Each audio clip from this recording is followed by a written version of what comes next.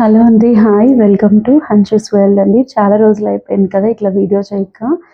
ఏంటంటే దీనికి main reason ఏంటంటే వీడియో చేయడానికి యూట్యూబ్‌లో అనేది కొత్త రూల్స్ అయితే మనకిప్పుడు యూట్యూబ్ అనేది పెట్టేసిందండి. సో, ఎలాంటి రూల్స్ ఏంటి అనేది దాని మీద నాకు తెలిసినంత వరకు మీతో అయితే ఒక వీడియో షేర్ చేసుకుందాము అనైతే వీడియో చేశాననమాట. కొత్తగా యూట్యూబ్ చేసే వాళ్ళకి, పాత యూట్యూబర్స్‌కి, అప్‌కమింగ్ వాళ్ళకి ఇట్లా చాలా బాగా అయితే యూజ్ అవుతుంది.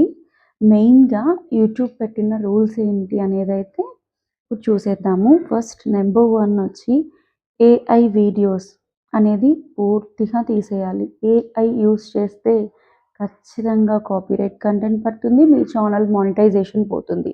ఓకేనా? ఏఐ యూజ్ చేసి వాయిస్ ఎవరైతే చెప్తారో అది కూడా మన ఛానల్ అయితే పోతుంది.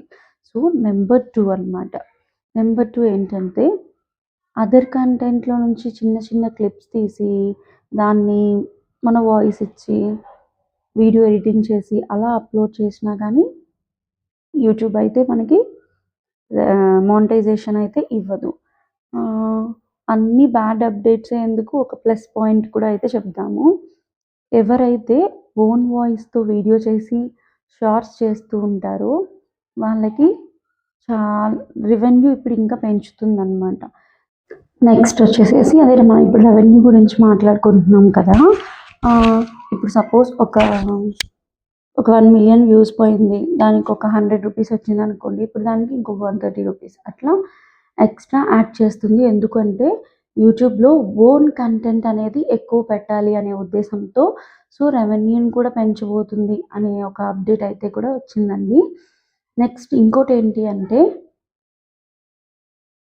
మెయిన్‌గా ఓన్ వాయిస్ వీడియోసే పెట్టాలి. ఓన్ వాయిస్ వీడియోస్ పెట్టడం వల్ల మంచి రీచ్ అయితే ఉంటది మన ఛానల్‌కి. నెక్స్ట్ ఇంకోటొచ్చేసి ఏంటంటే ఓన్ కంటెంట్ వీడియోస్ అయితే చేయాలండి.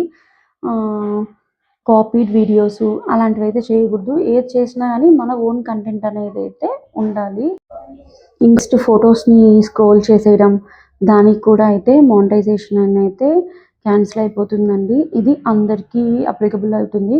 న్యూగా స్టార్ట్ చేసే వాళ్ళకి ప్లస్ ఓల్డ్ వీడియోస్‌లో ఎవరైతే ఇలా చేస్తున్నారో దానికి కూడా ఏదైనా దేవుడి ఫోటోస్ పెట్టి ఒక మంచి సాంగ్ పెట్టినా అంటే వేరే వాళ్ళ ఫోటో తీసుకొచ్చి కాపీ చేసి మీరు దీంట్లో పెట్టుకున్నా కానీ దానికైతే కాపీరైట్ ఇష్యూ అవుతుంది. ప్లస్ రీయూజ్డ్ కంటెంట్ వస్తుంది. సో, ఛానల్ మానిటైజేషన్ అనేదైతే పోతుంది. సో, మాక్సిమం మీరు ఛానల్ స్టార్ట్ చేయాలి అనుకుంటే మీ ఓన్ కంటెంట్‌తోనే స్టార్ట్ చేయండి. రీచ్ అనేది తొందరగా ఉంటుంది. కొంచెం ఒకవేళ రీచ్ రాకపోయినా అందరికీ ఒకసారి అయితే రీచ్ అనేదైతే ఉండదు. సో, కొంచెం లేట్‌గా కూడా వస్తది. అట్లా అని చెప్పేసేసి ఓన్ కంటెంటే చేయండి. బయట కంటెంట్ తీసుకొచ్చి పెట్టడం, మళ్ళా ఛానల్ పోతే మళ్ళా ఇబ్బంది పడడం. సో, ఇలాంటివైతే అస్సలు పెట్టుకోకండి మీరు. ఇది నేను చెప్పాలనుకుందనమాట. వేరే వాళ్ళ రీల్స్ తీసుకొచ్చి మన ఛానల్‌లో అప్‌లోడ్ చేసినా కానీ వ్యూస్ వస్తాయే కానీ సబ్స్క్రైబర్స్ వచ్చినా మీకు మానిటైజేషన్ అయితే అవ్వదండి. క్యాన్సిల్ అయిపోతుంది. సో, మాక్సిమం మీ ఓన్ కంటెంటే ట్రై చేయండి. అంతకు మించి వేరే కంటెంట్ అయితే యూజ్ చేయొద్దు. వాయిస్ కూడా మీ ఓన్ వాయిస్‌తోనే చేయండి. ఎక్కువగా మీరు కనిపించే వీడియోస్ కూడా చేయండి. కనిపించే వీడియోస్ చేయలేము అనుకున్నప్పుడు మీ ఓన్ కుకింగ్ వీడియోస్ కావచ్చు, అది ఏదన్నా సరే మీ ఓన్ కంటెంట్ మీ మొబైల్‌తో మీరు షూట్ చేసి ఉండాలి. సో, యూట్యూబ్ అయితే ప్రస్తుతానికి చెప్పినవైతే ఇవేనండి.